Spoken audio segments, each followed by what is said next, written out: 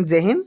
नमस्कार मेरे प्यारे बच्चों, आप सबों का वेलकम करता हूं आपके अपने यूट्यूब चैनल जेमा सारदी YouTube channel and coaching centre में। मेरे प्यारे छात्रों, जैसे कि आप सब जानते हैं कि जेमा सारदी यूट्यूब चैनल के माध्यम से क्लास 10th के बच्चों का डेली लाइव क्लास हो रही है। मेरे प्यारे छात्रों, आप लोग सभी जानते हैं कि हमने इससे पहले वीडियो में कृषि चैप्टर भूगोल का पार्ट 4 कृषि चैप्टर को हमने आप लोगों को लाइव क्लास में पढ़ाया था।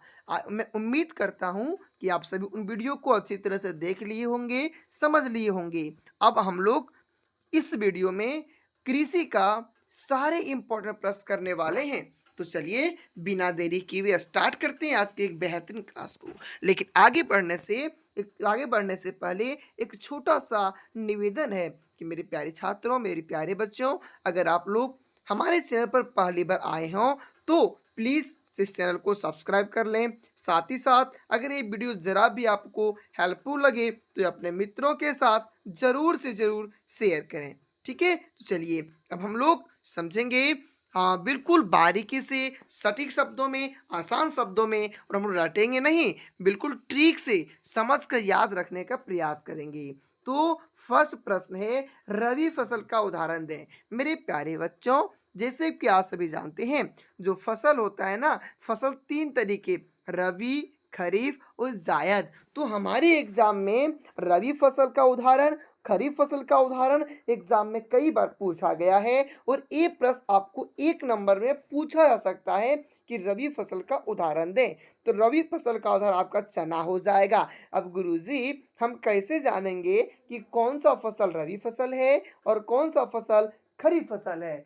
तो हम बता देना चाहते हैं कि जो फसल गर्मी के दिनों में उगाया जाता है, जो फसल गर्मी के दिनों में उगाया जाता है, वह होता है रबी फसल। वह क्या होता है? रबी फसल होता है। अगला प्रश्न है, खरीफ फसल का उदाहरण दें। तो मेरे प्यारे छात्रों, खरीफ फसल का उदाहरण हो जाएगा आपका धान। अब गुरुजी हम कैसे जानेंगे कि कौन सा फसल खरीफ फसल है?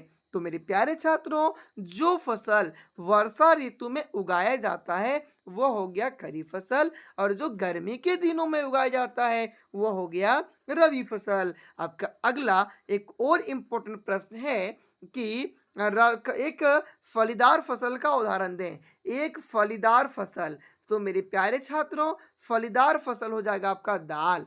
फलीदार फसल क्या हो जाएगा? दाल हो जाएगा। अगला है, रबर उत्पादक दो राज्यों के नाम लिखें। तो रबर उत्पादक दो राज्य हैं, कर्नाटक एवं केरल। कर्नाटक एवं केरल। आपका अगला प्रश्न है, भारतीय कृषि की किन्हीं दो विशेषताएं को लिखिए। तो हम लोग लिखेंगे, भारतीय कृषि की दो विशेषताएं निम्नलिखित है। पहला लिखेंगे, उत्पादन में खाद्य पदार्थों में अधिकता रहती है, खेती में पशु मुख्य भूमिका निभाते हैं। ठीक है ना? चलिए मेरे प्यारे छात्रों, क्या आपको सारे प्रश्न समझ में आ रहे हैं? ठीक है सर, आ रहा है। ठीक है, अगला है, भारत के उत्तर पूर्वी राज्यों में कर्तन तथा दहन प्रणाली कृषि को क्या कहा जाता है? तो लिखेंगे आंसर में, कर्तन तथा दहन प्रणाली के स्थानीय नाम। झूम जो है ना, असम में, मेघालय में, मिजोरम में और नागालैंड में कर्तन धर्म प्रणाली को झूम खेती के नाम से जानी जाती है। अगला है पामलू। तो मणिपुर जब हम लोग जाएंगे ना, तो मणिपुर में कर्तन दहन प्रणाली को पामलू के नाम से जानते हैं। वहीं छत्तीसगढ़ और अंडमान निकोबार में दीपा के नाम से जाना जाता है। तो मेरे प्यारे छात्रों, क्या आपको इस प्रश्न में किसी प्रकार का कोई डाउट है? नहीं सर। तो क्या हम आगे बढ़ सकते हैं? अगर आपकी इजाजत हो तो हम अगले प्रश्न में जाए। एस गुरुजी, ओके। चलिए अगला प्रश्न है, चावल की खेती के लिए उपयुक्त भौगोलिक परिस्थितियों का वर्णन करें। चावल की खेती के लिए उपयुक्त भौगोलिक परिस्थितियों का वर्णन करें। मेरे प्यारे छात्रों, ये बहुत ही मस्त इंपॉर्टेंट VVI प्रश्न है और आपके एग्जाम में या तो चावल का, या तो गेहूं का, या फिर चाय का, ये तीन में से एक प्रश्न जरूर पूछा जाएगा। इसलिए आप लोग अच्छी तरह से इसे याद कर लीजिएगा। ठीक है, तो चलिए हम लोग लिखेंगे, चावल की खेती के लिए अनुकूल भौतिक परिभौतिक दशाएं डैश। पहला लिखेंगे धान के पौधों को 25 डिग्री से 30 डिग्री सेल्सियस तक के तापक्रम वाले वातावरण की आवश्यकता रहती है, यानी कि धान के पौधों को अच्छी तरह से विकसित होने के लिए 25 डिग्री से 30 डिग्री सेल्सियस तापक्रम चाहिए। ठीक है, वहीं दूसरा पॉइंट लिखेंगे धान के पौधों को विकसित होने के लिए 100 सेंटीमीटर वर्षा की आवश्यकता होती है। कितनी वर्षा की? 100 सेंटीमीटर वर्षा की आवश्यकता होती है। वहीं तीसरा पॉइंट लिखेंगे धान के खेत में 10.25 सेंटीमीटर पानी भरा रहना चाहिए। वहीं चौथा लिखेंगे चिकनी एवं दोमट मिट्टी चावल की खेती हेतु उपयुक्त मानी जाती है। वहीं पांचवा पॉइंट लिखेंगे धान की खेती हेतु पौधे तैयार करना, उखाड़ना, रोपण का काम किसके द्वारा किया जाता है? तो मजदूरों के द्वारा किया जाता है। तो मेरे प्यारे छात्रों, क्या ये प्रश्न आपको अच्छी तरह से समझ आ गई? तो क्या हम अगले प्रश्न पर जा सकते हैं? यस गुरुजी। तो अगर आपका अगला प्रश्न है, आपका ये भी बहुत ही इंपॉर्टेंट मस्ट इंपॉर्टेंट प्रश्न है, गन्ना की खेती के लिए उपयुक्त भौगोलिक परिस्थितियों का वर्णन करें। तो आंसर लिखेंगे गन्ना उत्पादन के लिए निम्नलिखित भौगोलिक दशाएं आवश्यक होती है। अब पहला क्या करेंगे हम लोग? जलवायु लिख के डैश कर सकते हैं, तो लिखेंगे गन्ना उष्ण जलवायु की उपज है। गन्ने की कृषि के लिए निम्नलिखित जलवायु उपयुक्त रहती है। आप लिखेंगे तापक्रम लिख के डैश। उष्णकटिबंधीय पौधा होने के कारण गन्ने की फसल के लिए उच्च तापमान अर्थात प्रायः 20 डिग्री से 35 डिग्री सेल्सियस की आवश्यकता होती है। वहीं तीसरा पॉइंट लिखेंगे वर्षा लिख के डैश करेंगे और लिखेंगे गन्ने की फसल के लिए अधिक नमी की आवश्यकता होती है, अतः गन्ना 100 से 150 सेंटीमीटर वर्षा वाले भागों में उगाया जाता है। इसके लिए वर्ष भर लगातार मंद गति से वर्षा होते रहना क्या होता है? अच्छा होता है। अब वही चौथा पॉइंट लिखेंगे मिट्टी। तो गन्ने की कृषि के लिए उपजाऊ जो है वह दोमट तथा नमयुक्त एवं चिकनी मिट्टी उपयुक्त रहती है। वहीं पांचवा पॉइंट लिखेंगे प्रमुख गन्ना उत्पादक क्षेत्र। देश का 3/4 से भी अधिक गन्ना उत्तर प्रदेश, तमिलनाडु, महाराष्ट्र और कर्नाटक राज्यों में उगाया जाता है। तो चलिए अब हम लोग चलते अगले प्रश्न की ओर। अगला आपका प्रश्न है भारतीय कृषि वैश्वीकरण की प्रभाव का वर्णन करें।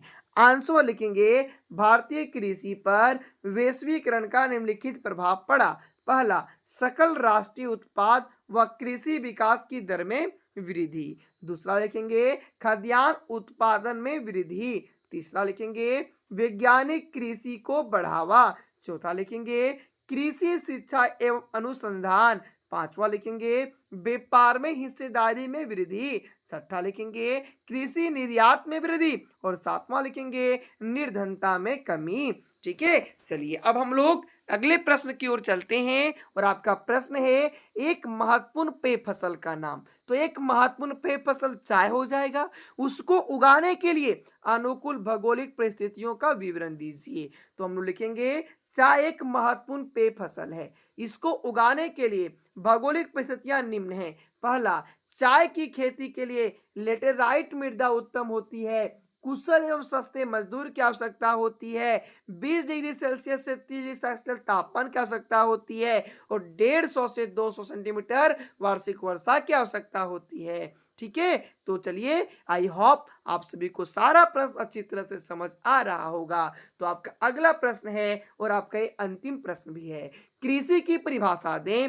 भारत में कृषि के लिए कौन सी भौगोलिक सुविधाएं प्राप्त हैं? तो जवाब लिखेंगे फसल उत्पादन करने की प्रक्रिया कृषि कहलाती है। फसल उत्पादन करने की प्रक्रिया क्या कहलाती है? कृषि कहलाती है। भारत में कृषि के लिए विशाल भूमि क्षेत्र हैं। भारत में कृषि का प्रतिशत भी उच्च मिलता है। भारत में बहुत उपजाऊ मिट्टी उपलब्ध है। भारत में जलवायु की अनुकूलता पाई जाती है। भारत में फसलों के लिए लंबा वर्धन काल पाया जाता है। तो आई होप आप सभी को ये सारे प्रश्न अच्छी तरह से समझ आया होगा। और मेरे प्यारे छात्रों, अगर आप लोगों के मन में कोई भी डाउट हो तो आप सभी दिए गए नंबर पर आप आराम से मैसेज कर सकते हैं और हमसे सारे सवालों का जवाब पा सकते हैं। तो चलिए फिर से मिलते हैं हम लोग अगले वीडियो में। तब तक मस्त रहिए, स्वस्थ रहिए और अपनी पढ़ाई को जबरदस्त तरीके से करते रहिए।